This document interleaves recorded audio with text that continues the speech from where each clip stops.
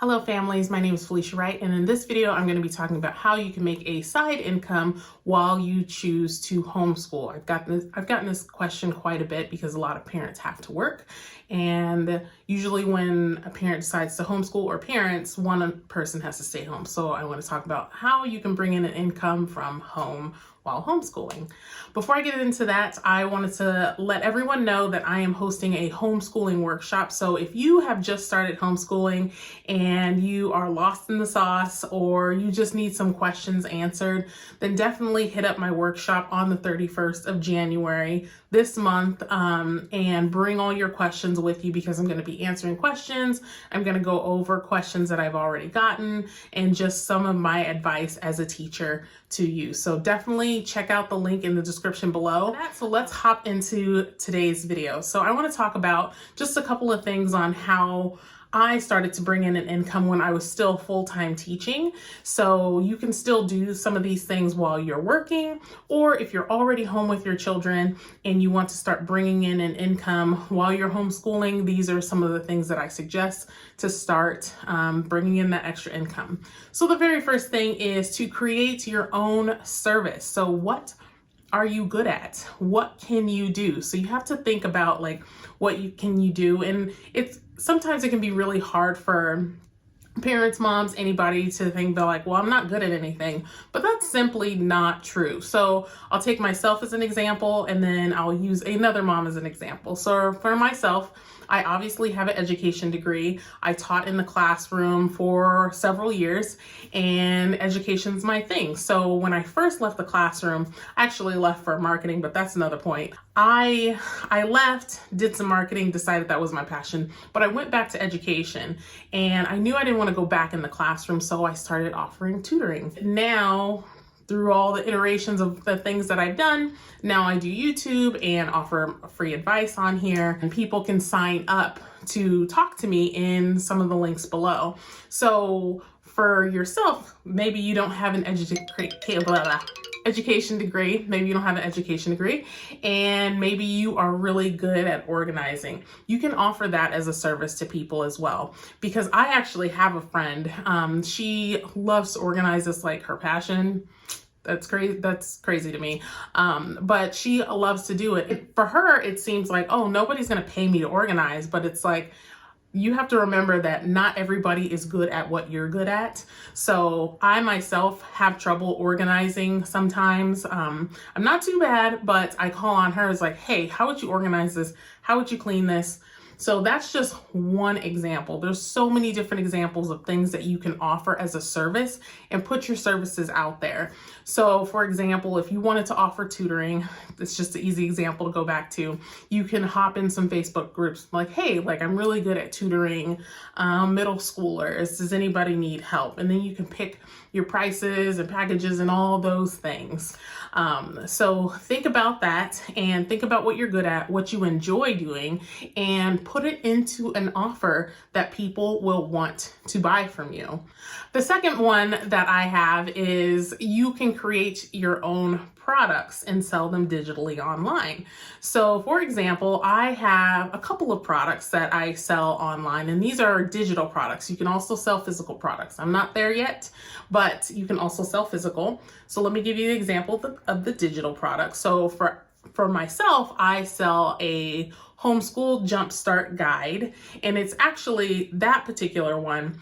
It is a pay what you want. I use a system where you can put it on there and then you can pay what you want. So like that's kind of like my freebie, and people pay what they want for it. I also have my homeschool planner, and that is, I think it's $27 on there, that I sell to families that need help organizing their homeschooling life. So those are some of the digital products that I have. And if you want to sell something physical, you can think about all the different things that you might be good at. So for example, my father creates custom signs at home and he sells them. So that's his physical product. So think about, maybe you like making candles and everybody says like, oh, your candles are so amazing. Start putting it out there and see if anybody buys, and try that. That's another way to bring in some income. The third way to bring in some income while you're at home is to try affiliate marketing. So if you don't know what affiliate marketing is, it's where you promote somebody else's product, and if somebody buys, then you get a commission. So the biggest one, the easiest one to know is Amazon. So Amazon has an affiliate marketing program where you can recommend their products on Amazon and put links. And if somebody clicks on the link that you posted to buy, you will get an affiliate commission. And how much you make varies here and there, but Amazon's a great one. Target actually has an affiliate program where if you're constantly recommending products to people, send them your link and you'll get a commission if they buy, and you get the commission on their whole cart, not just the one thing that you recommended. So if they get over there and they decide to buy more, then you get the commission on the whole cart, which is actually pretty cool. And you'd be surprised at how many different products have affiliate commissions associated with them, which is pretty awesome. And that's just very easy passive income, especially if you like yapping your gums like I do here on YouTube. It's a great way to bring in some residual income into your family. And the last one that I want to go over on how to make an income while you're homeschooling is YouTube. Obviously, I am not monetized on YouTube at the recording of this video, not yet. Send me to your friends. I am not monetized, but here's the thing. All the things that I just listed, I make an income through all those things. So while I don't have 1,000 subscribers right now, it still brings traffic to me and what I'm doing and how I'm helping families in the community. And people will buy my digital products. They will sign up to talk to me online, and I help them through their homeschooling journey.